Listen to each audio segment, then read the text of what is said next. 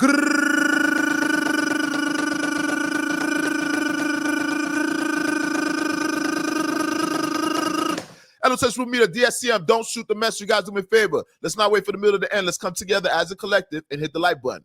What that does, YouTube gonna take this video and then they're gonna push it forward to the audience, recommend to the audience. Thank you guys in advance. Now let's talk about it.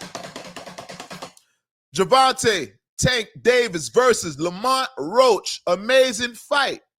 12 rounds of pressure, 12 rounds of intensity. Never at one point during this fight did the intensity lighten up. All right. First of all, I want to give these gentlemen their flowers. They deserve to be applauded. This was an amazing fight. This is what we came to see in all actuality. We want to see somebody that could actually figure Tank out per se, right? In which he did. I'm going to say this, Lamont Roach, you are a fighting technician. Yes, you contained Gervonta Davis last night. Let's be clear. An amazing fight.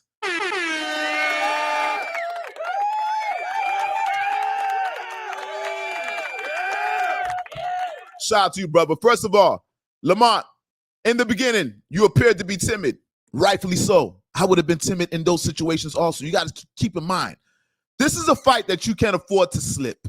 When you slip, Gervonta grips. Gervonta has a knockout punch, meaning that he could potentially knock you out, whether he's the aggressor or he's using a counter punch, right? So keep in mind in boxing, anytime you throw a punch, you leave yourself kind of exposed. That's why they say keep your guard up, even during throwing a punch. With that being said, Lamont, he was very precautious, all right, in the beginning. But as time progressed, as the fight progressed, Lamont began to throw more punches. Towards the last three, I think the last 3-4 rounds, he actually threw more punches than Gervonta Davis. So you guys can see what I'm alluding to, right?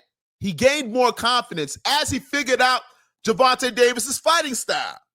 Keep in mind. Now, the counter punches, amazing. Listen. Hold up. Let's talk about it. Hold up. The counter punches. The counter punches on Lamont Roach's part are amazing. He capitalized every time. Every time Gervonta Davis threw a punch, he capitalized. He was able to throw a counter punch. Prior to even throwing the counter punch, he was able to block some of Tank's most powerful punches. I don't know what round was it, the 7th round? I would believe. I'm not sure. Correct me in the comment section. But I recall Tank threw one of his hardest punches in which Roach blocked it.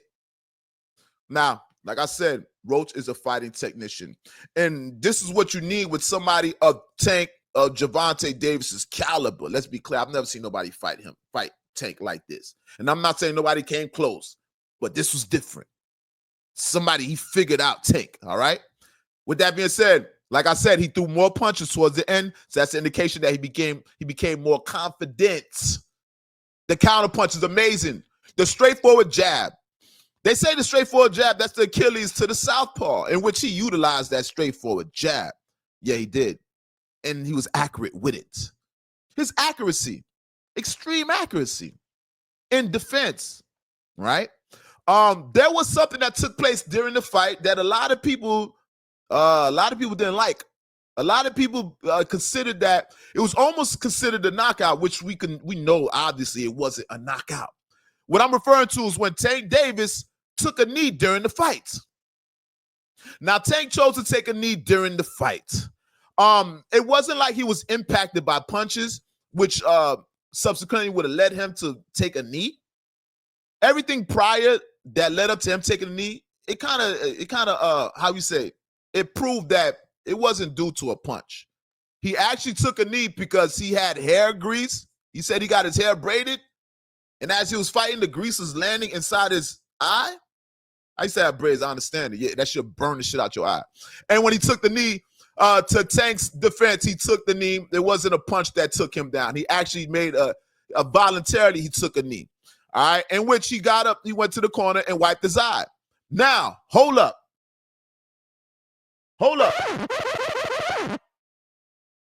I didn't like the way he returned to the ring after wiping out his eye.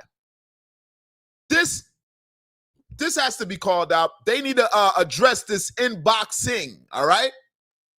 Once you step in the ring and that bell rings, the fight is on until the bell sounds again.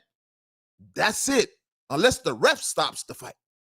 With that being said, when Tank wiped his eye, he exploded out the corner with a flurry of punches.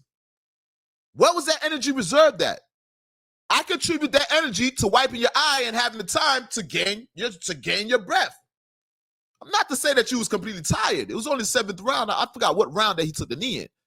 But it's not like it wasn't the fact that he was tired. But when you took that knee, you reserved some of your energy. You saved some of your energy, and you utilized it to explode on the man outside the ring. Now, luckily enough, Lamont Roach was ready. Lucky enough, Lamont Roach, being the technician that he is, the defensive fighter that he is, he counterpunched, and he reciprocated the flurry of punches. Hold up, man. Listen, clap it up. You got to clap it up for Lamont. You have to clap it up for Lamont. An amazing fight. And yes, the ref, the crowd, they booed about that. They moaned and groaned about the actual knee being took. All right. Now, like I said, towards the end of the fight, there was more punches being thrown. Judging by Gervonta Davis' performance, Tank, I don't think you've ever met a worthy opponent such as him. And this guy studies you. This is the first time that I see somebody able to sustain and contain you. Now, I know, Tank, you threw a lot of punches. And you threw some of your best punches in which the man was still standing. His defense is immaculate, dare I say it. Great defense. Now, you guys, Tank is screaming rematch. This fight ended in a draw. Let's be clear. It was a draw. Now, some people think that some people feel that Lamont actually won that fight. It wasn't Tank that actually won the fight. It was Lamont that won the fight. At one point, one of the judges or the announcers, they kind of like they alluded to Roach winning. I think everybody was under the impression that Roach landed more punches.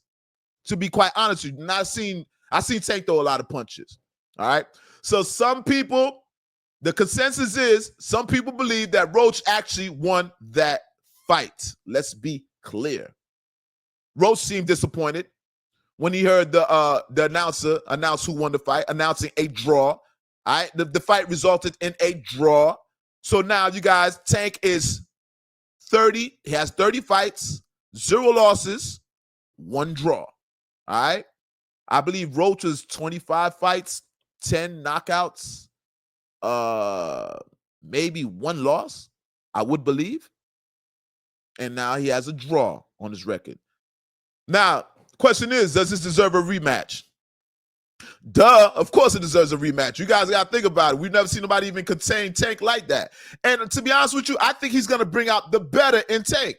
Tank is a fighter that has yet to meet his match, quite honestly. Now, they said he fought a Mexican fighter. I didn't get to see this fight. I'm going to check the fight out. Because somebody talked about a Mexican fighter, and they felt that the Mexican fighter beat Tank also. I got to watch the fight. But nonetheless, I've never seen Tank challenged like this before, right? And with these challenges, what we're hoping is that it brings out the best in Tank. Because, my good people, we have yet to see the best of Tank. All right? We've yet to see the best of Gervonta Davis. Trust me when I tell you, Tank is the person that performs better than most of his competition. So it's going to be rare that he meets somebody that's on his level that can bring out more aspects and help him sharpen his talent. All right. He still has areas in his fighting that he needs to improve in, but I don't think that he meets the right type of competition, all right, to bring out that in him. And I feel like this is what happened with Tank. This guy brought out Tank, and he made Tank utilize all his traditional strategies, traditional fighting style. Now Tank has to not necessarily reinvent himself, but now Tank has to make improvements. Now Tank has you watch the game tape? He has some homework to do. And I don't think nobody ever gave Tank that much homework to do. Tank is going to have to reconsider a lot of things. And he's going to have to add to his fighting strategy. He's going to have to add to his fighting arsenal. Just coming from this fight. And I just want to say like this. Thank you, Lamont Roach, for giving us an amazing fight. Thank you for challenging Tank like he's never been challenged before. Thank you for progressing the sport. Thank you for removing Tank from being stagnated. Tank was kind of stagnated as in his performance. He's a great performer. But he's like a Michael Jordan. He's like a Kobe Bryant. Only the best can bring out the best in a person such as Tank's caliber. All right? L.O.T.S Don't Shoot the Messenger podcast. Make sure you guys hit the like button. Make sure you guys subscribe to the channel. Once again, shout out to Tank Davis. An amazing fight, brother. Shout out to Lamont Roach. An amazing fight, brother. You guys let me know in the comment section who actually won that fight. I'm still watching the fight. I'll watch the fight again. All right, I have yet to determine. I didn't do a calculation of how many punches were thrown. But you guys know the nature of boxing, right? Remember this. Tank Davis is a franchise fighter. Tank Davis' role that he plays in boxing is a major role to the boxing industry. He is the most exciting fighter in boxing currently today. Let's be clear. Gervonta Davis is the face of boxing. Some would say that the refs were in favor of Gervonta Davis for the fact that he's carrying the sport. And subsequently, Lamont Roach had to suffer a draw, in which, if it wasn't such the case, Lamont Roach would have resulted in a win. All right? You guys let me know in the comment section how you feel about that. The culture of these industries. It's the Michael Jordan theory. As in Michael Jordan, they're like, people foul Michael Jordan. They don't call Michael Jordan on his shit. I've heard it all. These are franchise players that get preferential treatment. L.O.T.S Don't Shoot the Messenger. DSTM. Once again, make sure you guys are hitting the like button, subscribe to the channel. Don't be a ninja watcher. That's a person that be creeping and watching. Don't be no pocket watcher. It's just a hater. And you definitely want to be one of these, ladies and gentlemen. That's what we call a peeping Tom. If y'all know what a peeping Tom is, just don't go to jail. You want to find out. That part. L.O.T.S and I'm out.